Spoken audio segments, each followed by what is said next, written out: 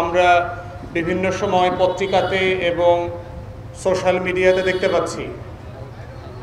আমরা ইতিমধ্যে দেখতে পেয়েছি যে এরকম কিছু কথাবার্তা এসছে অন্তর্বর্তীকালীন সরকারের সাথে একমত হওয়ার পরেও অনেক বিষয় আমাদের সশস্ত্র বাহিনীর সিনিয়র নেতৃবৃন্দ যারা আছেন তারা তাদের অফিসারদের সামনে বিভিন্ন বক্তব্যে সেগুলোর সাথে প্রকাশ্যে দ্বিমত করছেন।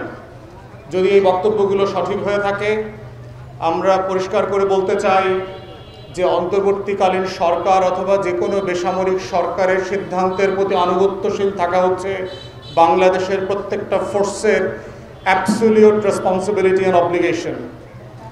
তারা যেই সকল ভাষায় রাজনৈতিক বক্তব্য দিচ্ছেন এবং যেই বিষয়গুলোতে অন্তর্বর্তীকালীন সরকারের রাজনৈতিক সিদ্ধান্তের ব্যাপারে দ্বিমত করছেন প্রকাশ্যে, this goes absolutely tantamount to military coup. এগুলো হচ্ছে প্রায় কু হয়ে যাওয়ার মতো ভাষা। আমরা আর্মড ফোর্সেসের সিনিয়র লিডারশিপকে মনে করিয়ে দিতে চাই, গত 17-18 বছর ধরে তো দিল্লিকে আওয়ামী লীগ যে বাংলাদেশের করদ রাজ্য পরিণত করেছে, সেদিন তো আপনাদের মুখে আপনারা কুলু বেটে বসেছিলেন।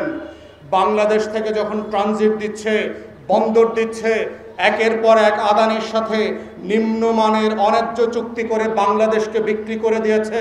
আপনাদের মিলিটারি অফিসাররা দিল্লিতে গিয়ে ঘোড়া উপহার নিয়ে এসে বাংলাদেশকে বিক্রি করে দিচ্ছিল। সেই দিন তো আপনাদের মুখে কোনো কথা শুনি নাই।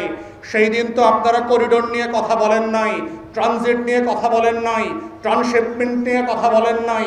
আজকে হঠাৎ করে 18 বছরের দিল্লির গোলামি থেকে যেদিন বাংলাদেশকে 24-এর 1400 শহীদ মিলে নতুন করে শহীদ হয়ে এই দেশকে স্বাধীন করেছে, আপনারা হঠাৎ করে দেশপ্রেমিক সেনাবাহিনী হয়ে গেলেন। আপনাদের লজ্জা লাগলো না? 16, 17, 18 বছর ধরে আওয়ামী দিল্লির গোলামি করে বাংলাদেশের লেন্দুপ্তরজি আর মির্জাফরের রোল প্লে করেছেন। আজকে দেশের মানুষকে বুঝাচ্ছেন অন্তর্বর্তীকালীন সরকারের কি করা উচিত এবং কি করা উচিত না।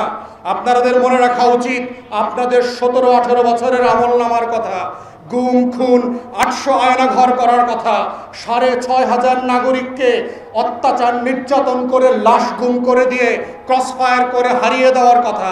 অতএব মনে রাখতে হবে, কোনোভাবে বাংলাদেশকে সিকিম আমরা হইতে দেব না। বাংলাদেশের 24-এর রক্ত দিয়ে যারা বাংলাদেশ স্বাধীন করেছে, আবু সাঈদ আর মুগ্ধের রক্তের প্রতিটা ফোঁটায় দেয়ালে দেয়ালে বলে দেওয়া আছে, কোন ফেরাউন, মির্জাফর, জগৎ শেখ আর লেন্দুপ্তরজির কাছে সিকিমের মতো করে বাংলাদেশ আর বর্গা দেওয়া হবে না।